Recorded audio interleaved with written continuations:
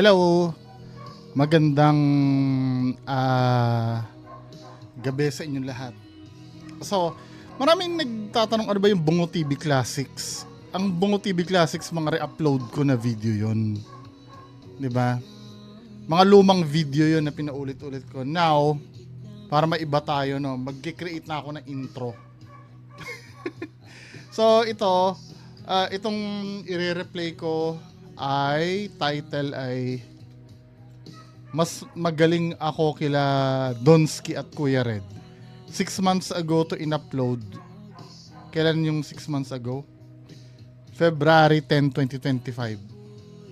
So, ito na yung video, mga kababayan ko. Enjoy!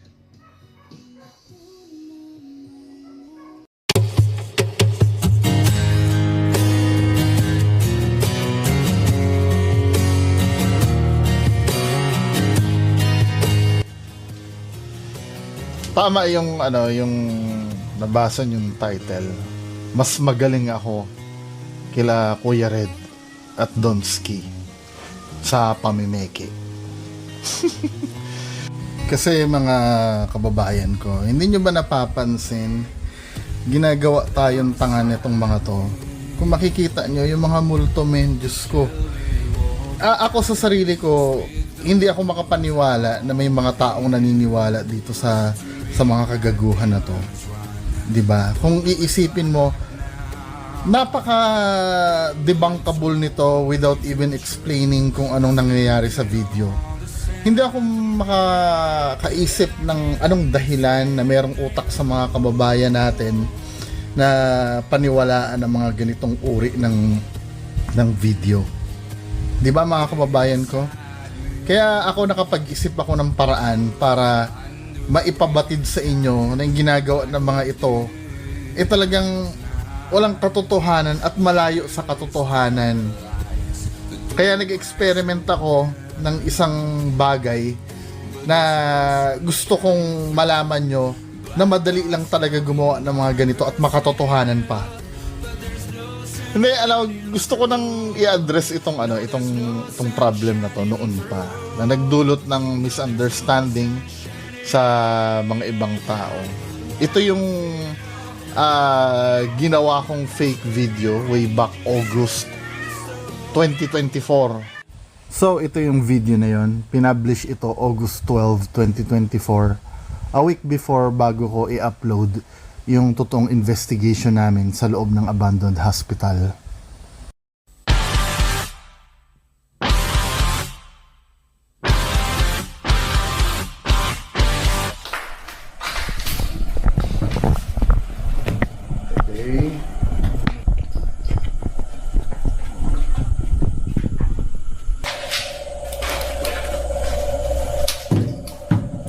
Totoo sila din, kunan mo. Microphone. Check natin yung microphone. Pwede mo banggitin yung pangalan nyo? Sasama ko kayo sa vlog. Hindi naman, hospital lang ang magbanggitin, ha? Yung hospital lang. Mga kababayan ko, gagawa kami ng experiment, no? Nakatanim sa labas yung camera. Ito yung monitor ng camera. 'Di ba? Then kami, makikita mo naman dyan, ilan lang kami. Ako, si 360 yung camera na gamit namin, ha. Ako, si Kelly, si Sarasyaman Tope, si Kuis, si Boss Moki pala to, si Kuis, tapos yung dalawa naming guide. Dito, testingin natin, Kuis, labas ka nga para makita dito sa camera ng mga audience na live na nakikita dito. Ngayon, oobserbahan namin. Yan, nakikita nyo si Kuis, ha? Kaway ka, yan, nakikita nyo, live, ha? Live na nakikita ngayon sa camera si Kuis. Doon sa tinanim namin na, papakita ko yung tinanim ko na camera para makita nyo. So, mag-experiment kami, di ba? Mag-experiment kami na hoping na makahagip kami ng entity. Di ba? So, maliwanag, live na camera yon. Ngayon, isa-summon namin kung meron mang entity dyan sa labas. Magre-record na ako ha. Magre-record na ako. I-record na natin. Sir Shaman, do the honor na magtawag ka dyan. Sa labas. Kung meron lang kami kasama ngayon dito sa lugar na to, pwede bang magbigay kayo ng sign o paramdam na nandito kayo?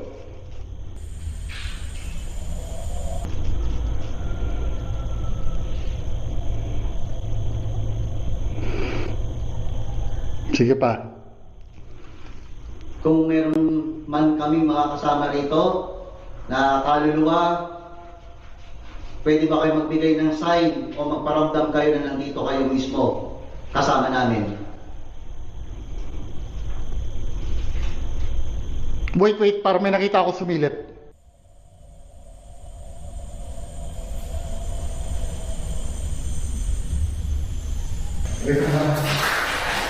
Nakita ko dito. Wait. Dito sa likod. Wala! Makikita nyo sa footage mamaya. Kinikilabutan ako. I'm on a highway to hell. On a highway to hell. I'm on a highway to hell. On a highway to hell.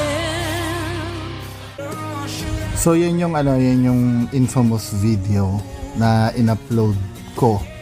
Na the goal is simple lang naman eh.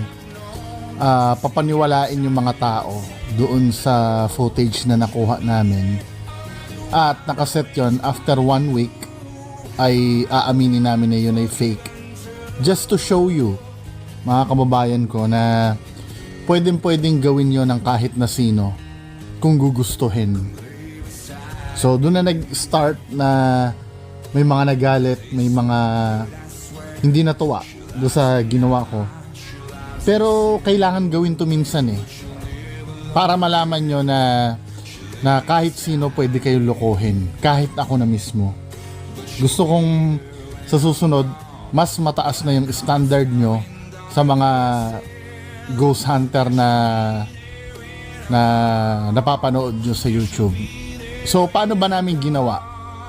May mga nagsasabi, inano mo lang yan, sinabi mo lang na kunyari, dahil mabubuking ka. No. Ang patunay niyan, dinocument ko kung paano ko ginawa yan. To show you na hindi namin intention na yan ay gamitin panloloko.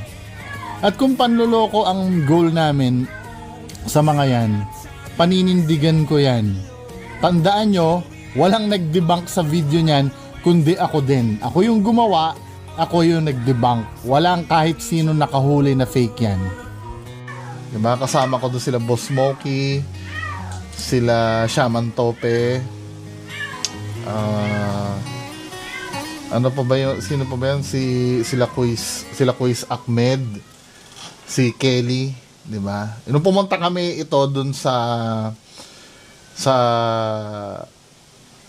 pumunta kami sa Plaridel, sa lumang hospital. So, matagal ko ng plan yung video na yan. So, ito yung plano. Nasa labas pa lang kami ng hospital, napag-uusapan na namin yan. Nakikita nyo dyan, nasa karinderya kami. O karinderya ba yan? Or parang mini talipapa sa tabi ng hospital. Napagpaplanuhan na namin dyan kung ano yung gagawin. At dyan na rin namin napag-usapan. Yung gagawa kami ng fake video pero hindi namin aaminin ng 1 week. Kailangan talagang ma-caught off guard kayo lahat. Kailangan maniwala kayo lahat. Kailangan maloko kayo lahat. Gusto kong maintindihan nyo kung ano yung feeling ng mga napapaniwala ng mga fake ghost hunters. So let's go na tayo doon sa moment nung nakapasok na kami doon sa loob para sa briefing ng aming pinlano. Doon nung hinahanap ko sila. So ito, may plano kami. Mamimeke kami ng video ngayon pero hindi namin aaminin ng 1 week. Gagawin namin ng So ang mangyayari, ang plano ganito. Si Kelly kasi may rasyonale kung bakit naka-jacket yan. Ngayon, tatanggalin yung jacket niya para yung magpapakita ibang iba doon sa damit na suot namin. Ilogay ko sa buhok ko. Gaganto ko. Umaba. Oo, tama. Tapos gaganon ko yun. Yan. Good idea. Ayan, nakikita nyo naman kung paano namin pinaplano. Nasa labas kami ng hospital niyan. Kasi gusto ko kasi maging perfect talaga yung video na gagawin namin. Na mas mahihigitan yung mga napapanood nyo sa mga fake ghost hunters na nagkalat sa YouTube. Need namin kayo ma-convince. Need namin ng perfect video. Kaya namin ginagawa ito. Actually, noon ko pa plano ito. Panahon pa ito ni Punso. Naikwento ko na rin before ito kila Sir Noriel ng Hellfire Club noon. Bago pa kami magsama nila Sir Shaman Tope, nila Pinoy Soldier. Nasa isip ko na ito noon pa. So, ito lang yung chance na nagkaroon para maisap katuparan itong plano na to. Sige. May kita ba itong sapatos ko, boss? Baka kasi mahalata. Hindi, akong bahala. Nakakat yan, nakakat. Bahala na si Akong bahala doon. Hindi ka naman yung masyadong subtle lang naman eh. Gaganong ka lang naman ng konti eh. Isilip ka lang. Sisilip na ako. Oo, silip ka lang ng konti. ko lang. Ihagip mo yung konting katawan mo. Oo. Para kita yung damit. Tapos magkakat tayo. Kubarin ko kaya pati damit ko. Huwag ba? Hindi na, okay lang yan. Basta naka-jacket ka naman yun. Ayan ha, dinodocument namin kung paano namin iplano yung pamimeke namin. Para kahit papaano malaman nyo na hindi namin ginagawa ito para utuin kayo. Kasi napapansin namin, bilib na bilib ako sa pambobong peking video ng ng nila Donsky eh. Gagawa kami ngayon ng paniniwalaan nyo. Madali lang kasi gumawa ng peke eh. Oo, madali gumawa ng peke. Kumbaga, palabok nga kabi ni So mapapanood nyo doon sa video, klaro naman yung intention nung gagawin namin. Kaya namin dinocument ito. Ito ay for educational purpose talaga. Para mabigyan din ng awareness yung mga tao sa mga napapanood nila. So ito, proceed na tayo doon sa lugar kung saan namin gagawin yon. Ito ay after na nung investigation, yung legitimate na investigation namin pagkatapos ito. Kaya nga napapansin nyo mga kababayan ko, hindi ko hinalo ito dun sa legit na investigation talaga na nangyari dyan sa lugar na yan. Hiwalay itong video na to. Patayin nyo muna mga camera nyo, off the record to. So dito na mag-i-start yung plano natin na gagawa tayo ng peke. Ginagawa namin to para patunayan na kayang mameke ng kahit sinong ghost hunter. Hindi namin ginagawa to para lokohin kayo. 'Di ba? Kasi napapansin natin mga men, pambobo yung yung the way mameke yung mga ghost hunter eh. So, ang gagawin natin, yung camera itatanim natin dito. So ayan, nakikita nyo na ako na yung nagde-direct na mga gagawin. Gusto ko talaga maging perfecto na walang masasabi. Pero at the same time, maglalagay ako ng mga Easter egg na gusto ko mahuli nyo rin. Kaya lang nung time na yan, walang masyado nakahuli. May mga nagduda nung pinublish ko yung video. Pero karamihan hindi nila nahuli yung mga Easter egg na nilagay ko dyan sa video na pamimeke na ginawa namin. Oh, yung buhok mo Wala pakita yung rubber shoes mo. Oo, pakita. Tapos ganun. Dandahan. Hindi, ang gagawin, saan kaya pwede itanim yung camera? Hindi naman siguro kung magpa-adopt ko, naman bubugi. Hindi, basta akong bahala. Yung itsura mo ay parang...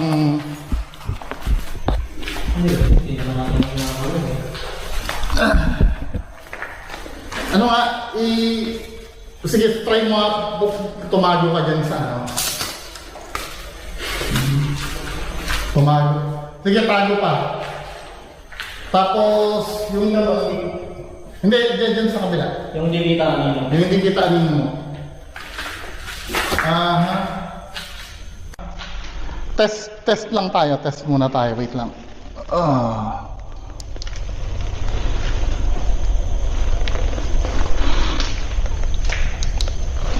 So, hindi, sige ha. Tayo ka pa. Yan. Then, silip ka. Yung ulo lang. Kasama pa rin natin. Yan. Tingnan ko lang yung footage. Tapos mamaya mag-uwas ka. Kunyari. Ito ba? Tawa ako. So, hindi, sige ha. Tayo ka pa. Yan. Then, silip ka. Yung ulo lang. Kasama pa rin natin. Yan. Tingnan ko lang yung footage. Okay. Very good. So, ang mangyayari, ito isang camera eh. Mangyayari mga men, kunyari, alisin mo na yung jacket mo ngayon. Kunyari, lahat kami magtatago dito sa ano. Then, imo-monitor namin kunyari sa tablet. Akin na muna yung tablet. Lahat kayo lipat na nga dito sa ano, sa loob. Tingnan natin kung gaano yung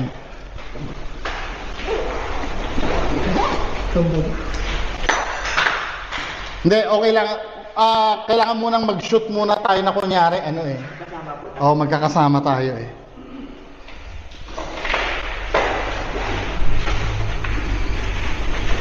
So, ito na yung actual na shoot na gagawin namin.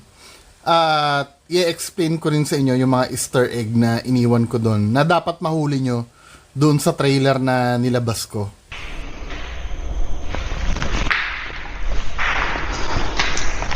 Shit.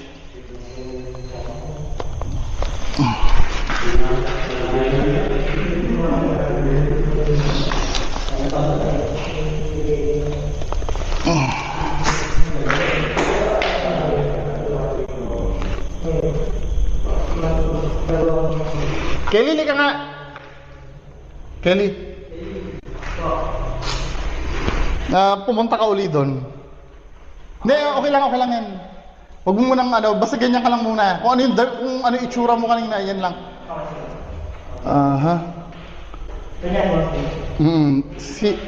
Pag sinabi ko silip ha. Silip nga. Yun! Sabay ganon. Oo, dahan-dahan lang. Oo, okay lang. Tara! Unang Easter egg na dapat yung papansin, masyado akong defensive. Masyadong gusto kong patunayan sa inyo na nandyan kami lahat. Na supposed to be ang paranormal, candid yan or biglaan. Hindi ka makakapaghanda. Diba? Dito, kunyari, ang papel namin, lahat kami, yung dalawang dito rin pati kayo. Diba? Ilan tayo? 1, 2, 3, 4, 5, 6, 7. So, 7 tayo nandito, kailangan makikita tayo sa camera. Tapos, obserbahan natin yung mangyari through remote. Diba? So, ang mangyayari, kahit wala tayong makikita, kapag gumanyan ako, hindi, ako muna magsasabi, uy, may nakita ako. Then, lahat kayo, tingnan natin, parang ganon. Tapos, ang gagawin ko, mag-shoot ako, tahimik lang kayo, mag-shoot ako doon, mag-ikakat-tukat ko. Okay. Pangalawang Easter egg. Alam namin at sure na sure kami kung saan talaga siya magpapakita. Pero dito, Nakita ko dito sa likod. Wala! Makikita nyo sa footage mamaya. Actually, itong part na to, kinat ko kasi halata si Sir Shaman dito na kinikwento niya yung kung nasaan nakapwesto. Ako lang naman ang nakakakita sa monitor nung footage. Or may nanloloko. Diba, all accounted tayo, yung 360 camera ko, naiwan ko na po sa loob. Nakita ko si Bossy. Dito parang Dito. Pero hindi ako sure kung ano yun Basta nakita ko lang na sumilip doon. Di ba? Dito, dito. Oo! Wala naman siya ibang tatakman, o kung sino man yan, kung tao man yun, wala siya ibang Wala, tatakman. dito ako tumakbo eh. Nakita kaya sa camera na ano? Dito ako tumakbo eh. Kasi paikot tayo ng ganun eh. Fuck! I-review ko yung footage.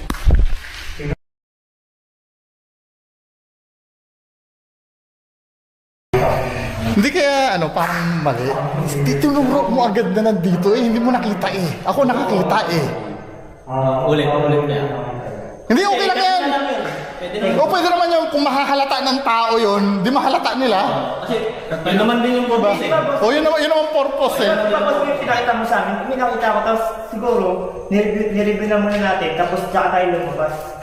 Tapos tinignan natin, dito banda yun eh. Diba sir? Sige. Gawan nga natin ng continuation yun. Naka-record ba yung 360 ko? Hindi.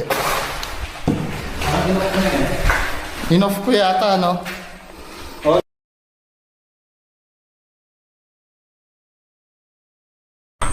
After 1 week. 1 week before. Di ba? Yung totoong investigation na yung papakita namin.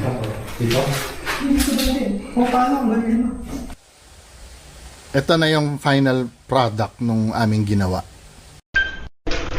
Mga kababayan ko, gagawa kami ng experiment, no? Nakatanim sa labas yung camera.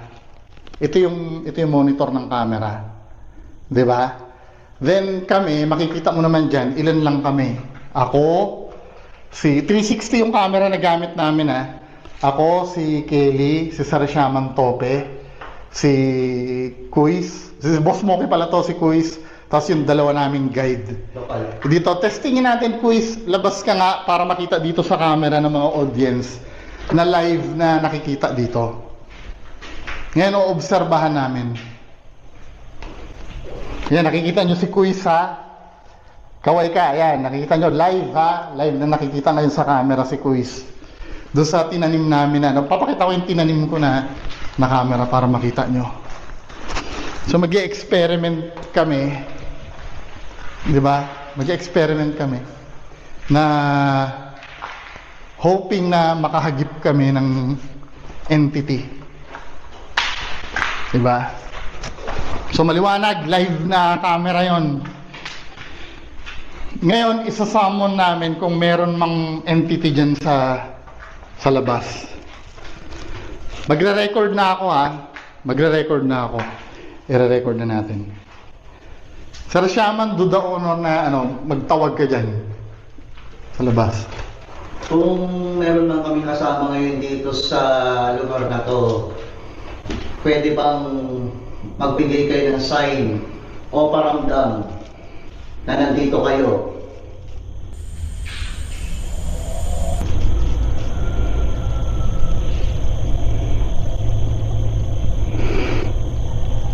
Sige pa. Kung meron man kaming mga kasama rito na kaluluwa, pwede ba kayo magbigay ng sign o magparamdam kayo na nandito kayo mismo kasama namin? Wait, para may nakita ako sumilip.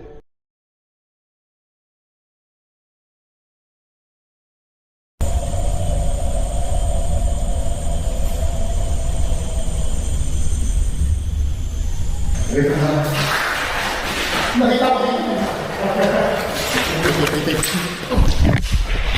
dito sa likod. Wala! Makikita nyo sa footage mamaya. Kinikilabutan ako.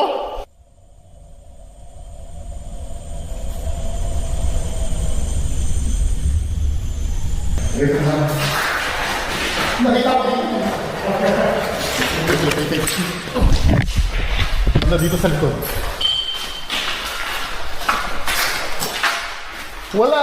Makikita nyo sa footage mamaya. Kinikilabutan ako.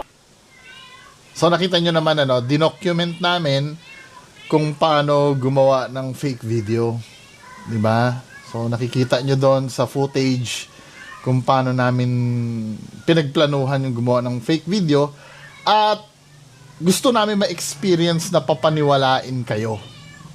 Actually, ako lang yata kasi sila nagbaliktaran na eh.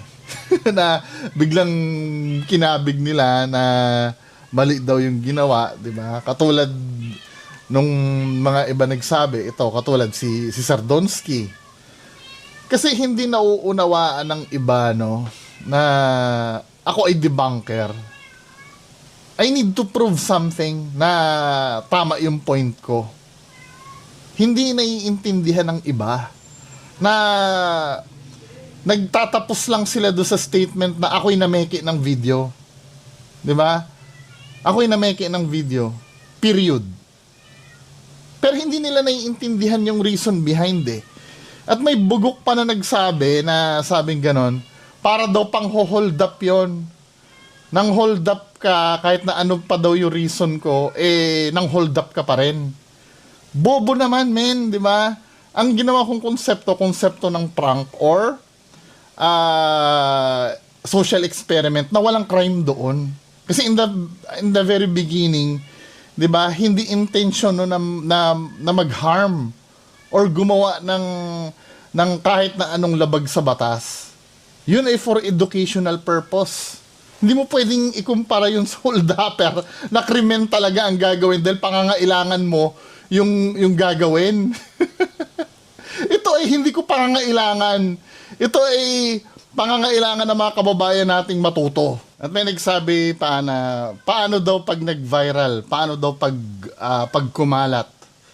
'Di ba? Marami na nangyayaring ganyan, katulad nag-viral yung kabaong na yung may nabuhay na bangkay do sa kabaong na eventually napatunayan na yun ay hoax pala. Yun ay dulot ng isang vlogger din. Wala naman damage doon. Yun nga mga video nila Kuya Red at Donsky. Malawak ang reach. Wala naman nagiging problem doon. Pagiging OA na lang kasi minsan yung iniisip ng iba na wala naman talagang big deal. Bahala kayo sa pangunawa nyo na lang, 'di ba? Kung hindi nyo mauunawaan ang ginawa ko, let it be. Let it be, let it be, let it be. Bungo TV, tagapagpunyag ng kasinungalingan sa mga maling impormasyon. Siya'y di papayag na maipanalo ng dilim ng kaharian. Debug ka sa salo ng musika, siya'y humuhubog sa katotohanan. Siya'y nagpapatunay, walang titibag, di uurong. Bungo TV, naglalakbay sa daang pinaikot. Hanapin ang katotohanan sa bawat kwento na inilalabas ng manipulasyon. Sa kanyang kwarto, siya'y nagmamasid sa mga paandar na balugtot. Siya'y nagbabahid, maliwanag ang bituin ng katwiran. Tinatapak-tapakan bawat kasinungalingan. Bungo TV, tagapagtanggol ng katwiran. Sa ilalim ng ampon, sa dilim na kaharian. Isang salubusang ngalang sa'yo'y alay sa pagtatanggol ng